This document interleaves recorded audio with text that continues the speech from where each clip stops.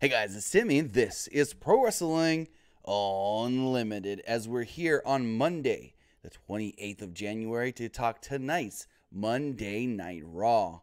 Tonight's Monday Night Raw came to us. Ooh, I've got the wrong graphic on the screen. Let me fix that, guys. I am so sorry. I was having some technical issues where my microphone was not being picked up, so it kind of distracted me. Give me one quick second to fix that, as we do see who's here with us in the chat, and I go on from there. So tonight's Monday Night Raw was from Phoenix, Arizona. It was the Raw after WrestleMania. Not WrestleMania, the Royal Rumble. All right, everything's good now. I apologize for that, guys. Sorry, like I said, I had some technical difficulties where my microphone wasn't being picked up by my recording software, but we're all good now. All right, so tonight's Monday Night Raw took place in Phoenix, Arizona, from the Talking Stick Arena. This was the Monday Night Raw after the Royal Rumble, and the show was okay with some good parts, and there was some good parts, not many, and I'm just going to jump right into it. I'm not even going to wait till I get to that part of the show. I want to talk about Becky and Ronda. So first off, this crowd was like a Raw after WrestleMania crowd almost, at least in my opinion. That's how I felt. And so Ronda comes out, and she's cutting this promo. So here's the first thing. So all night they kept teasing that Ronda's going to do an open challenge. So Ronda comes out, and she's talking about her match with Sasha Banks and what's going to come next, WrestleMania, and doesn't even mention that she's got an open challenge tonight. She says, "What's next?" and points to the WrestleMania sign. And I'm like, wait, what's next is your open challenge. That's what's next. So Bayley does come out and says that I want to challenge you.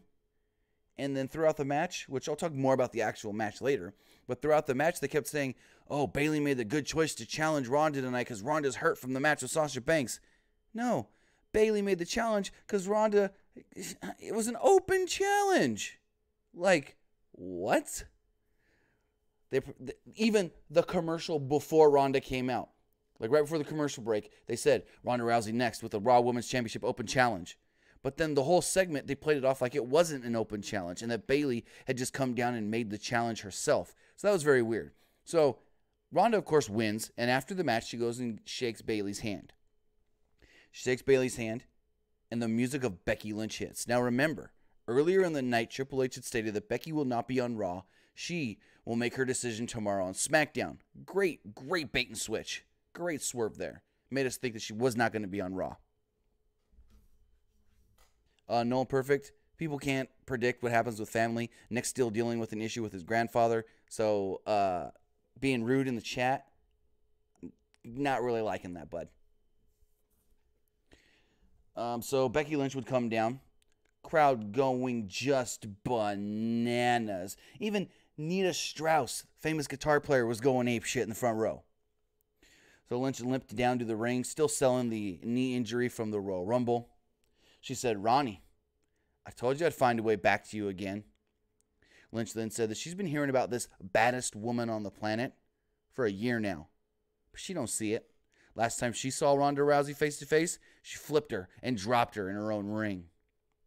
She said even after that, Rousey never came looking for her to prove that she's the baddest. Lynch was here to prove she was not the baddest. The crowd then chanted for Becky. Lynch then said, unlike Seth Rollins, I don't need time to think about who I want to face, and I want you. The crowd then erupted with yes chants. I don't know that one. Alexa, stop. Sorry about that, guys. The crowd just yes chants, going nuts. Rousey then grabbed a microphone and stated that at WrestleMania, she wants to be the best version of Becky Lynch that there's ever been. Rousey said that she could easily re-break her face without even thinking about it. She has the ability to kill Becky Lynch without even breaking a sweat. Rousey then said, yeah, we're the same age, but how long have you been the man? Not that long. I've been a household name for over a decade. Rousey then would state that at WrestleMania, she is going to beat Becky Lynch's ass She said that every ring she walks into is her ring, and she owns the ground she walks on. I mean, she threw that microphone down, Ronda did, and I got goosebumps. I was like, this was phenomenal. And the whole time, Becky's promo, spot on perfect. She delivered that like I haven't seen someone deliver a promo in a very, very long time. And then as Ronda's delivering her promo, pretty good as Ronda Rousey can deliver a promo, which is better than most of the time. The face on Becky, she's just standing there smirking like, Ronnie, you want to talk all this crap, but it's not phasing me.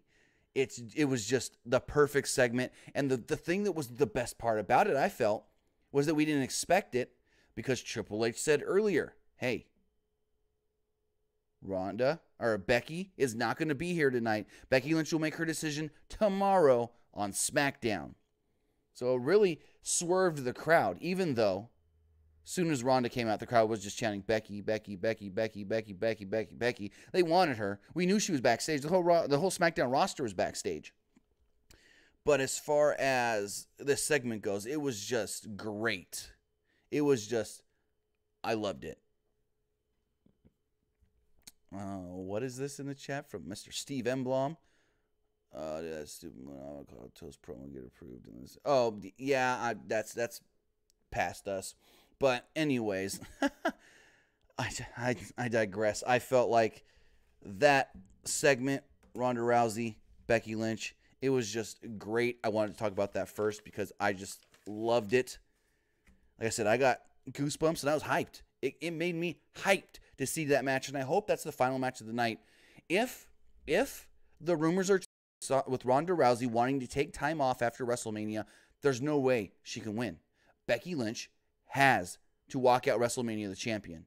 It just has to happen. But let's talk about everything else that took place tonight on Monday Night Raw. So tonight's Monday Night Raw, like I said, was from Phoenix, Arizona, the same place that we had, same place that we had the Royal Rumble the night before, and Seth Rollins came out to open the show. Seth Rollins would come out and state that last night at the Royal Rumble was a great night. He received a huge reaction from the crowd as they were chanting, "Burn it down," over and over and over again. He said last week, he said that he would win the Royal Rumble because he has heart, and now he can stand in the ring and know that he's going on to one of the main events of WrestleMania. Rollins then went on to state, or the crowd actually first chanted, "You deserve it." Rollins then went on to state, "I promised myself I wouldn't do this, but I won the Royal Rumble and I have to do it," and he pointed to the WrestleMania sign. The crowd then cheered. Rollins actually got choked up and almost started tearing up. He was tearing up, almost actually cried. He then said that the people who wished him good luck are the people that helped him win the match. He said that he knows that this is not the end of the journey. Winning the Royal Rumble is only the beginning of his journey. So he said that there's one path he can take, and that's go to SmackDown and challenge his longtime friend Daniel Bryan. Crowd booed. He said, or there's another route I can take, and that's to Suplex City. Face Brock Lesnar. Crowd cheered. They then chanted, "Take his belt. Take his belt." Rollins said, it's going to take him time to make that decision, and out would come Triple H. Triple H came down to the ring and got huge NXT chants from the crowd. He said that, Rollins, ever since I pushed you a few months ago, I challenged you to be a better Seth Rollins. I've seen that better Seth Rollins come out. I've seen what I wanted to see. Triple H also got a little emotional and blamed Rollins for getting himself emotional. He then put over Rollins' win and told him that you have to make a decision. We have to know where you're going to go. Are you going to face Brock or are you going to face Daniel Bryan? He basically said, we need to know so the other champion can set up a challenger, basically. He then mentions Becky Lynch, the other winner, will not be here tonight. She will make her decision tomorrow on SmackDown. Who is here tonight is Daniel Bryan, the WWE champion, got a measly kind of, hey, reaction. And then he goes, and the Universal Champion Brock Lesnar, which got a, great reaction from the crowd, which shocked me that the crowd really wanted to see Brock Lesnar over Daniel Bryan. But here is my theory on why the crowd wanted him to go up against Brock. Because Brock's not there all the time. Brock is a champion that no one wants to be champion. So they want Seth Rollins to choose Brock Lesnar so that way he can actually lose the belt. Because Daniel Bryan versus Seth Rollins would be a great match. Amazing match.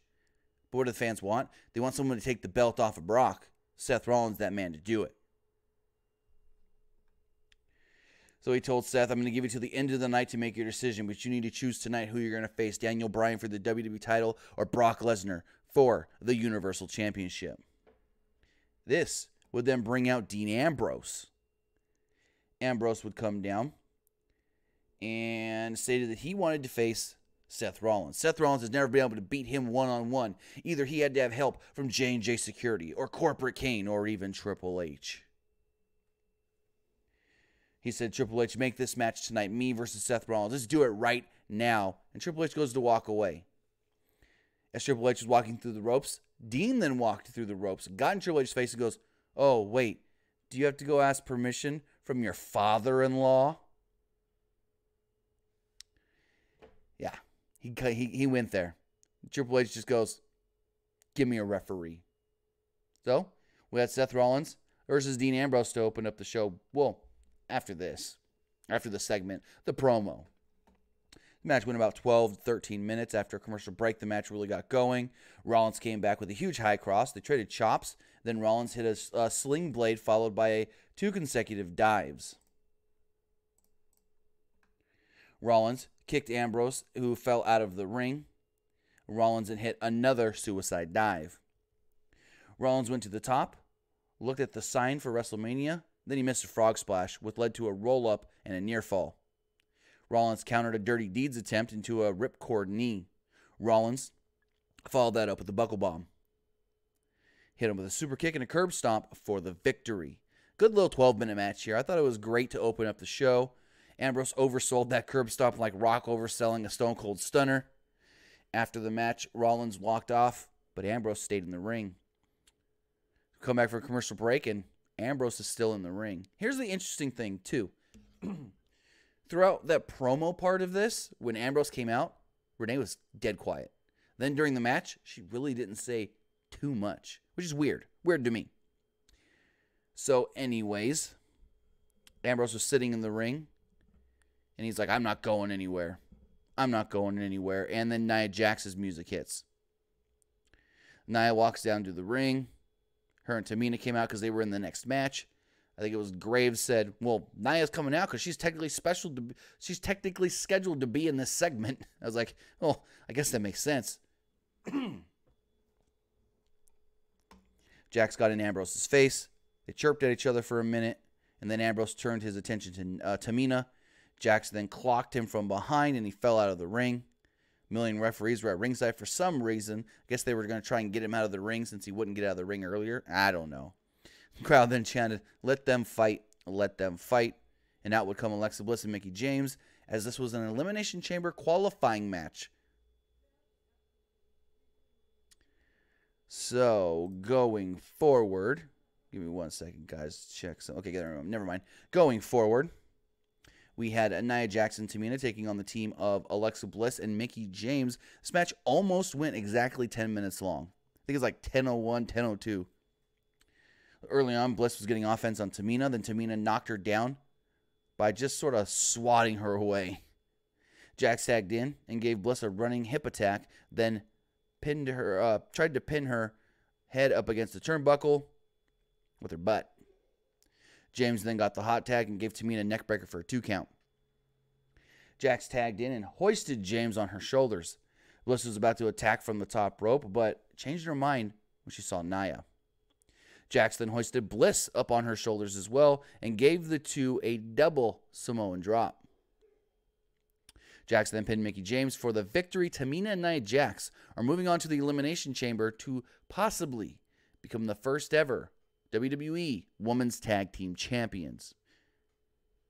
They then aired a pre-taped promo from earlier in the night. It's more like a pre-taped interview with Kurt Angle and Dasha Fuentes.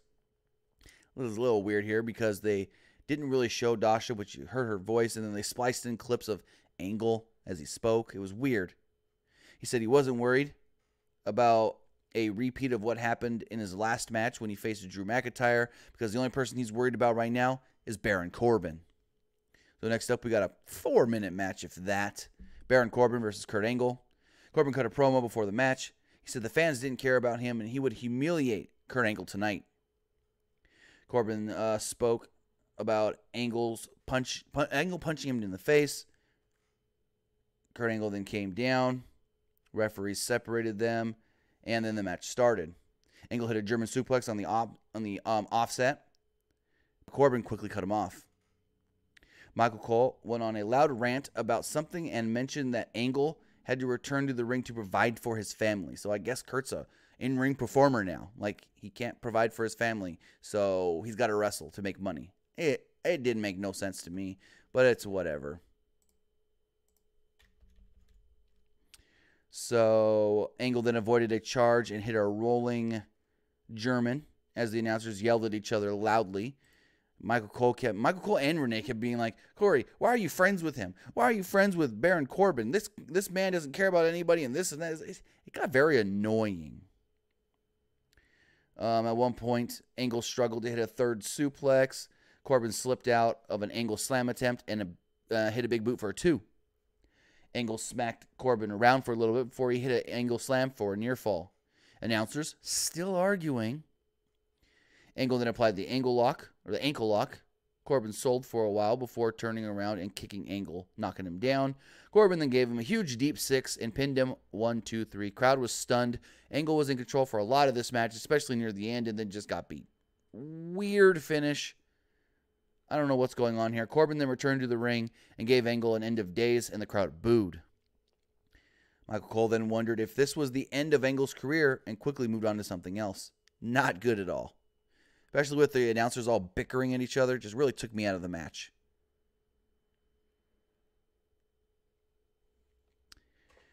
So Finn Balor was shown walking gingerly backstage. He was greeted by Heath Slater, Apollo Crews, Sasha Banks, and Bayley. He also passed Heavy Machinery as Otis Dozovich was pumping his fist in gratitude. Finn Balor would come out. Finn Balor came out to the ring. Didn't do his usual poses and all that, his usual entrance, because he was selling his injuries from the night before. He said that he went toe-to-toe for 10 minutes with Brock Lesnar and almost beat him, but he has no excuse. Lesnar ended up beating him. He then said that Lesnar would beat him again after the match, would beat him up, per se. Balor said that he's never seen power and speed like that before in an opponent, and now he's hurt. But Balor said that he could hold his head up high. He said Lesnar attacked him after the match because he made Lesnar believe, and this would lead to Bobby Lashley and Lio Rush coming out. Corey Graves said that Lashley was eating 11 donuts and catering earlier and still looks incredible. I guess it was a funny segment. Rush said that it was a disgrace that a twerp like Balor got a title shot in the first place. Rush said that Balor almost beat Lesnar, but he wouldn't stand a chance against Bobby Lashley. Here's my thing. Lio Rush saying a twerp like Finn Balor. They're the same size. So Lio Rush, are you also a twerp? I mean, Jesus. Balor brought up that Lashley only lasted a few seconds in the Royal Rumble, so Lashley attacked him and left him laying with the 3 spine busters. Rush then took off Lashley's t-shirt and draped it over Balor. It was an okay segment. Maybe Finn goes for the IC title now.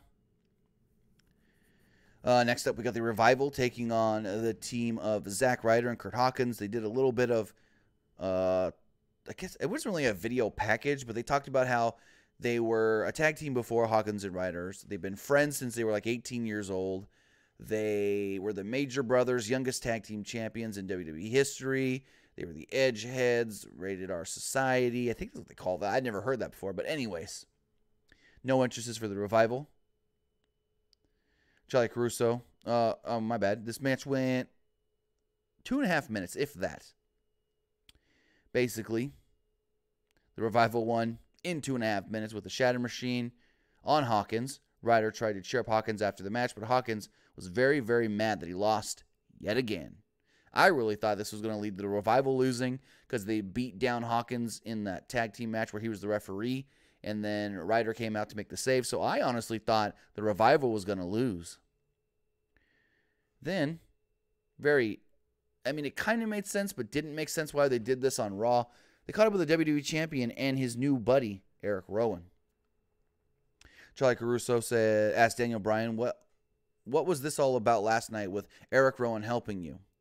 Bryan said that he would have beaten AJ Styles even if he didn't have anybody with him last night. He also said that Rollins promotes air pollution when he wants to, quote-unquote, burn it down.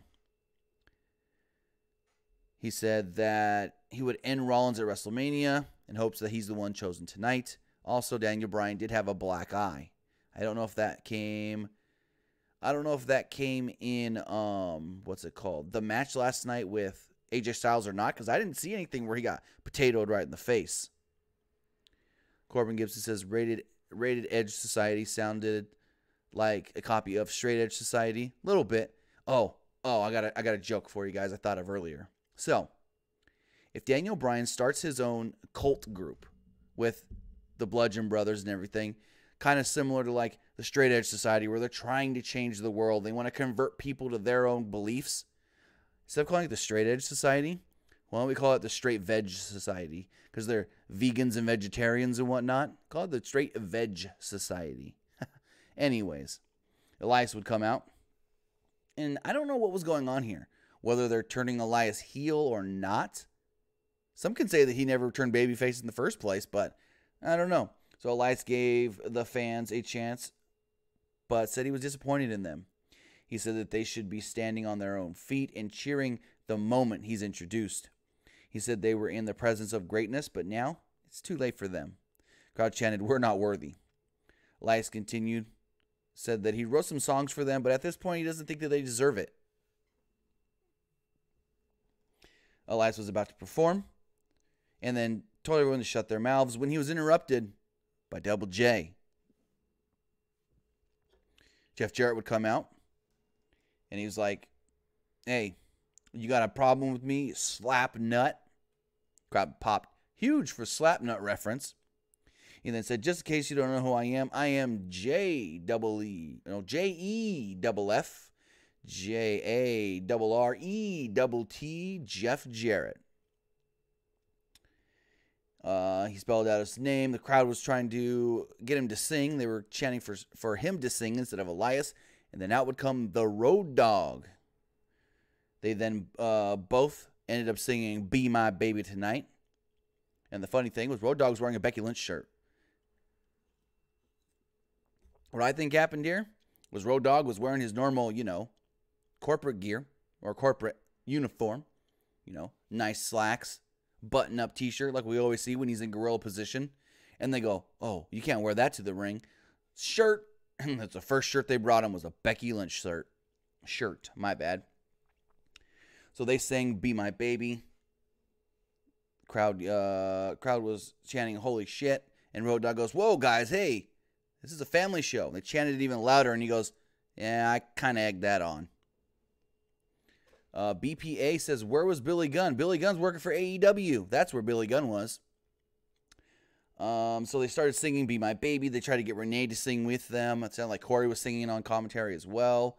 So they came down to the ringside, and Elias cracked Road Dogg over the back with a guitar.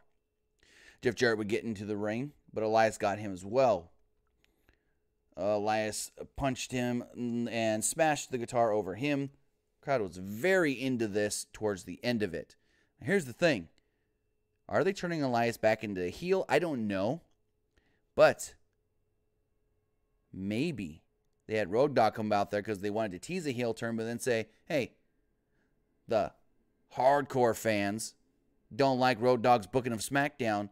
So they're actually going to cheer when he takes out Road Dogg. I don't know. They probably didn't think like that.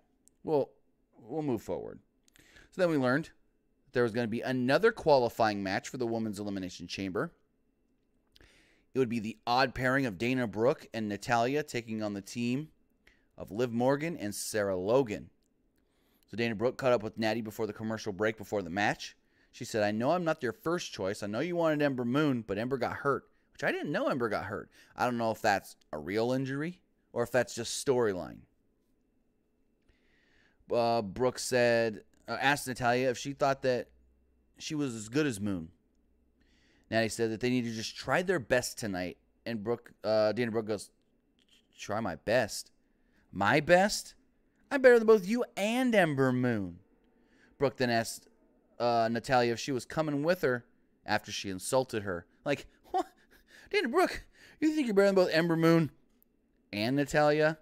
Get out of here. So then we had a literally 2-minute and 30-second Sarah Logan and Liv Morgan versus Natalya and Dana Brooke qualifying match. Natty had Morgan in the sharpshooter as Brooke knocked Riot off the apron. Logan got in and pushed Brooke into Natalya. Morgan then rolled up Natty for the victory. That was it. 2.5 minutes. Garbage.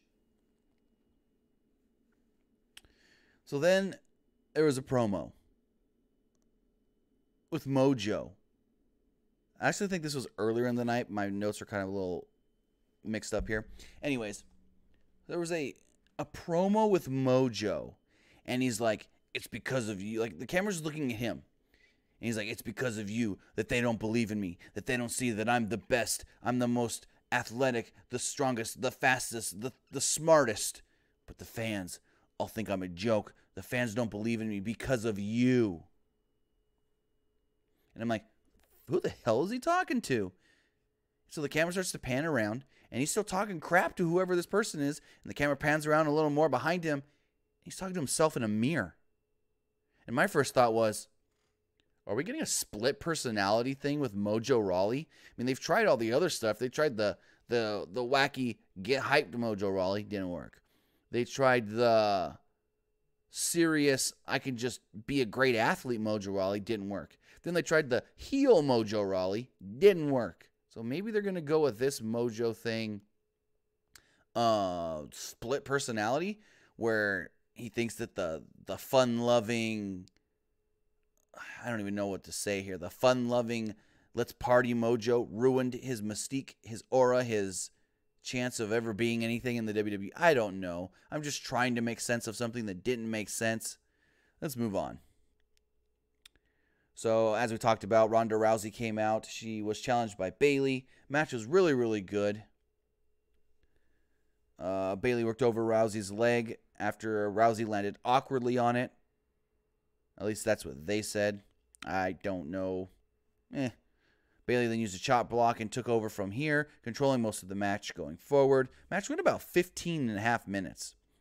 Rousey came back with a couple of clotheslines and judo throws. She fell down attempting one more throw, selling the damage from last night's match. Rousey continued her comeback anyways and hit a running elbow strike for 2. There was a very cool spot where Rousey went for a boot, but Bayley caught her and applied a leg lock. Rousey transitioned out of it and spilled out of the ring. Bayley then tossed her into the barricade. Excuse me. Bayley then used a drop kick and a flying elbow. Instead of going for the cover, though, Bayley applied a crossface. She basically put her in the bank statement. Corey Graves was saying that this isn't going to work because Ronda Rousey knew last night how to get out of the bank statement, and Sasha Banks couldn't lock it in, even though Sasha Banks has perfected it, and Bayley doesn't use this move, so Bayley can't really be using it effectively. Going forward, Bayley went to the top and initially fought off Rousey, but Rousey then ran back up. They did some sort of a judo flip toss. I don't even know what to call it. Front flip kind of dealy off the top rope into an arm bar to the mat below. This is really cool looking. And she put Bayley in the arm bar and tapped her out. Then everything we talked about at the onset of this show. Becky came out, challenged Ronda Rousey. Crowd went just bananas. So backstage, Braun Strowman walked up to Seth Rollins, shook his hand, and said, "You earned it last night. Now go make the right decision." But before Seth could make that right decision, Braun Strowman had to take on Drew McIntyre. Strowman was going to attack McIntyre with the steel steps after the match went about 6 minutes, but Corbin would show up. Like, the match part of this was kind of a nothing match. It was all about what happened after the match.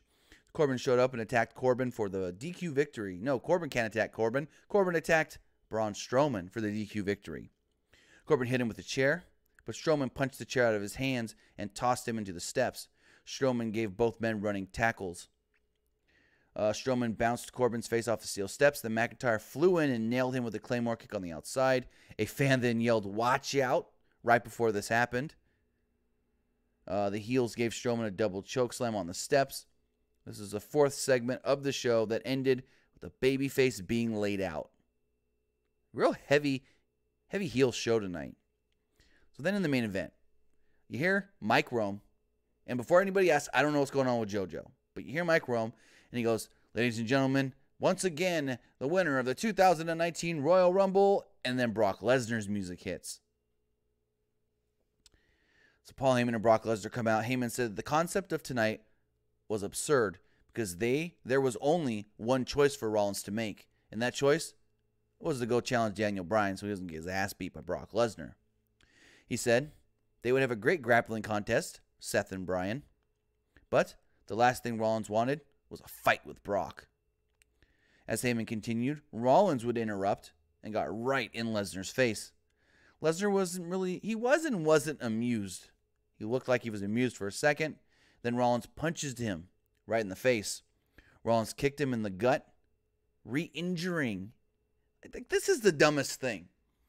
Now the whole thing is when Brock Lesnar gets kicked in the gut, it's re-injuring his diverticulitis. Like, what? Are you kidding me? That's what they said. Re-injuring, bringing back his diverticulitis. It just doesn't make any sense because that's not how it works. He then went to go for a curb stomp on Brock Lesnar, but Lesnar grabbed him, caught him with an F5, and then gave him 2 more for good measure. Then they did the old Jeff Hardy Undertaker spot after the ladder match. Brock Lesnar standing in the ring, the big, strong, I'm going to whip your ass champion. The smaller challenger, who had just been beat down, pulling himself up by the ropes and yelling, "Is that all you got? Is that all you got? You think that's enough to defeat me?" Just like with Jeff Hardy and The Undertaker. But this didn't end like Jeff Hardy and The Undertaker. Jeff Hardy and The Undertaker ended with The Undertaker with Jeff Hardy earning The Undertaker's respect and getting a handshake. This ended with F5s. Another F5 by Brock Lesnar. He hit that F5 and the show quickly went off the air. I don't know if this segment went long or something else went long. I had a feeling that the Ronda Becky thing may have went a little long. But nonetheless, 5th segment of the night where a babyface was left laying. So that was Monday Night Raw. And now, I want to hear from you guys. But before I do, I want to tell you guys that we have a Patreon, patreon.com/PW Unlimited, where you can support us going forward. You can support us there and get early access and exclusive content. If you sign up on patreon.com/PW Unlimited at our platinum tier, you will be able to get exclusive PW Unlimited physical items, whether that's a t-shirt, a hat, a enamel pin, or something else we decide that we want to give to our best supporters on Patreon. You can get it right there. Again, head over to patreon.com/PW Unlimited, and you can support us for as low as $1 a month. Also, if you ever wanted to get any of our t-shirts, hoodies, stickers, cell phone cases, all you got to do is head over to our TeePublic store, pwunlimited.net/store right now. Now, let's take some calls. If you guys do want to call into the show, you can call in just like these other people are already calling in at 559-475-8473. Let's take a call. Caller, you're on the air. What's going on? Hey, Tim, what's up? How's it going? It's going good, man. I am ready for Ronda versus Becky. Me too. I'm ready for it. But Oh man, is Kurt Angle actually like a full-time competitor now? Because this is getting kind of irritating. Like he can't even stand up straight, and then he got killed. He got killed with McIntyre. Then he got killed with Corbin. I mean, I just don't know what's his need to be here. Yeah, I don't understand it either. I mean, hopefully it all culminates at WrestleMania. He gets a big win, and then he's finally fully retired. I don't know. I mean, I have no problem with him being with Liam Brock, who shows up maybe once every 2 or 3 months, does a thing. But a full-time competitor, I don't think that's really good for his body. Yeah, the line about he needed to come back to provide for his family was kind of weird. Yeah, exactly. And also, my last thing, where do you think that they're going with the whole Nia Jax situation? I mean, it's like, she obviously, entered herself in the men's battle royal last night, at the Royal Rumble, and then she like having a little confrontation with Dean Ambrose. Like I'm really confused about that. I really don't know, but what I do think this could be leading to is if they do another mixed match challenge with them letting the men be physical on just Nia for now, I guess you could say, and her being more physical with the men, maybe this leads to that in Season 3 of the Mixed Match Challenge, it's no longer mixed tag team matches, and it's intergender tag team matches. I could see that, yeah. Maybe that's what they're trying to build up, and they want to use Nia because they feel like, well, Nia's bigger than some of these guys, no offense, so the crowd may not be totally against Nia getting attacked by the men, and they want to feel the reactions from the crowds, and if it all goes well, then they'll slowly start adding some more. I have no inside information on any of that. That's just what I've kind of thought since everything went down last night in that men's Royal Rumble. Well, I mean, the mixed match challenge. I mean, yeah, that's Nia. But what about like Alexa Bliss, who's like 5 foot tall? I mean, do you want to see her getting beat down by Samoa Joe? Oh no, that's what I'm. No, I fully understand. I fully understand what you're saying there. But what I'm saying is like they're using Nia now to gauge their audience and see how their audience feels about it, because they know Nia's somebody that they won't be like, oh, why are these bigger guys beating up these smaller women? It's why are these guys beating on this woman that's their equal size, if not a little bigger than them? And they're going to gauge off of that if they should go forward with it or not with the other women, is my opinion. Yeah. All right. Thanks for taking my call. All right. Thanks for the call and have a great night.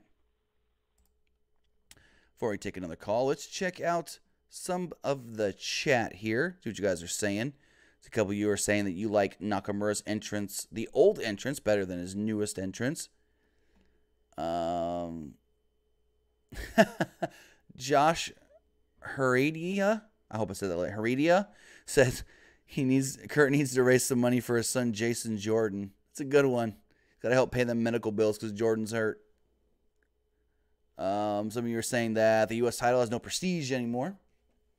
Bird Gotti says Kurt's just getting jobbed out. Very true. Nicholas Altimore says, what happened after the show went off the air if you went to Raw tonight? I don't know. I don't know what happened after the show went off the air. It's very weird the way it ended just abruptly. I know they can't do the overrun anymore. So the show, technically, if you want to be a stickler, I think it had a 30 to 45 second overrun, technically. Still ended at the 8 o'clock minute, but let's take another call. Caller, you're on the air. What's going on?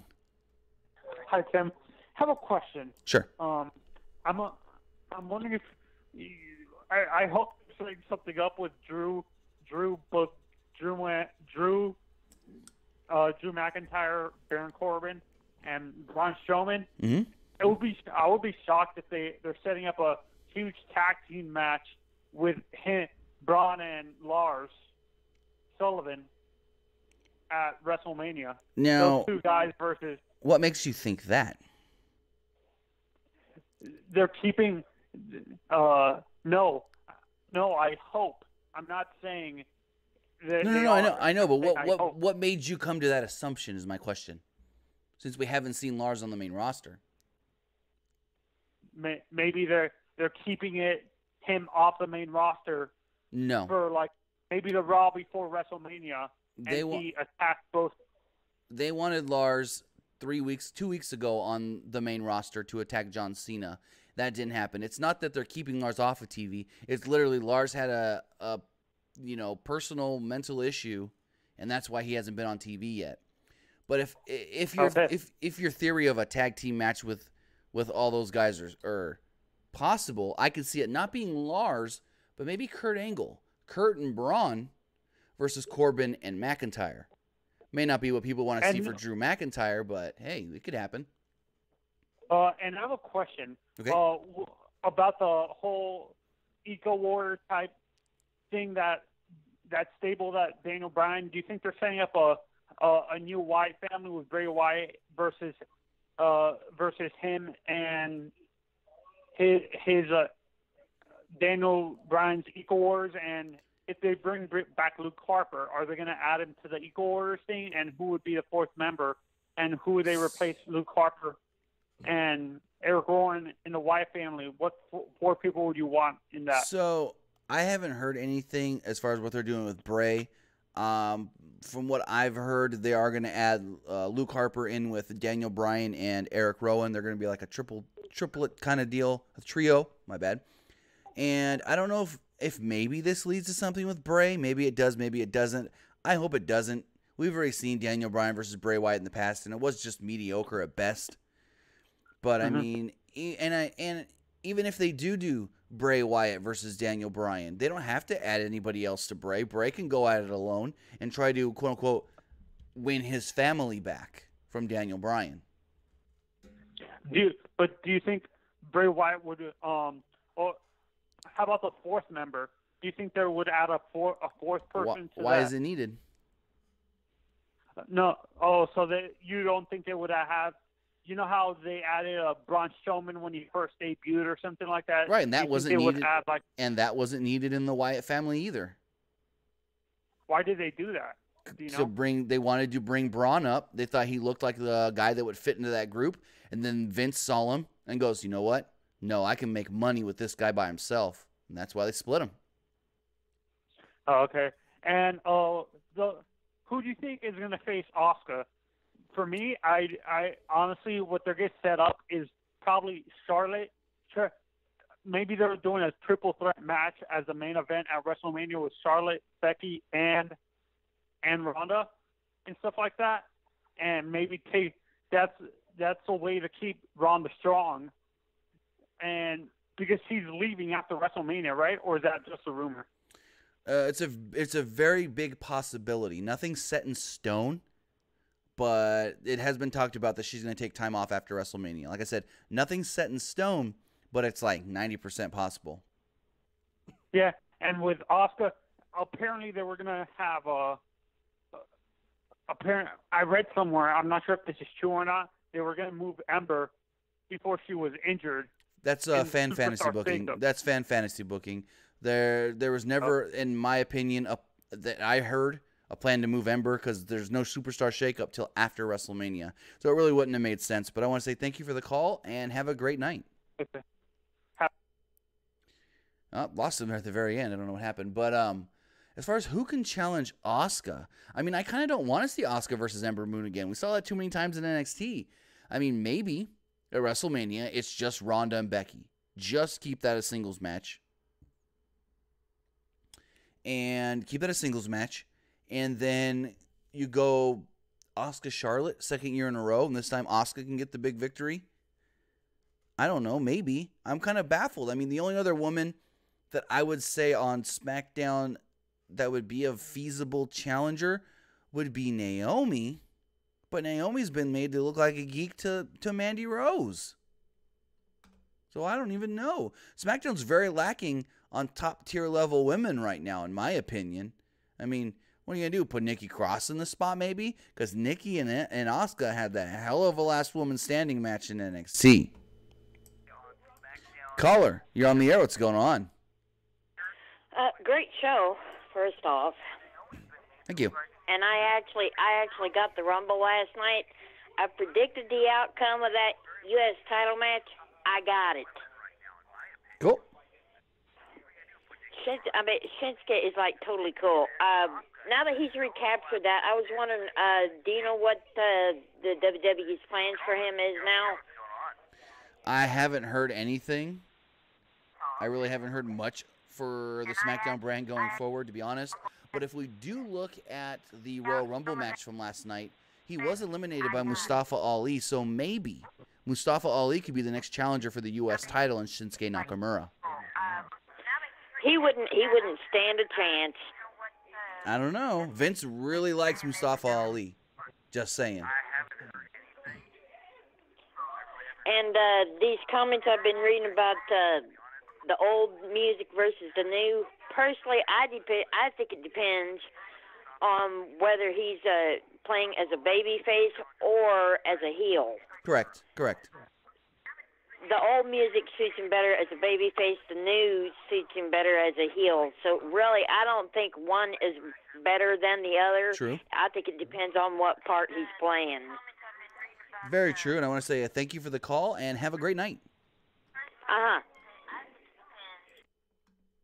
All right, seeing what you guys are saying in the chat. Josh Heredia says, Mustafa Ali deserves a WWE title run or Andrade. I think it's too soon for him to have, or even go for that WWE Championship. I know I was saying that he should have challenged at last night's Royal Rumble, but maybe it is too soon for him. Give him a U.S. title run. Maybe not. Well, yeah, you can give him the U.S. title. I haven't beat Shinsuke Nakamura. Screw it.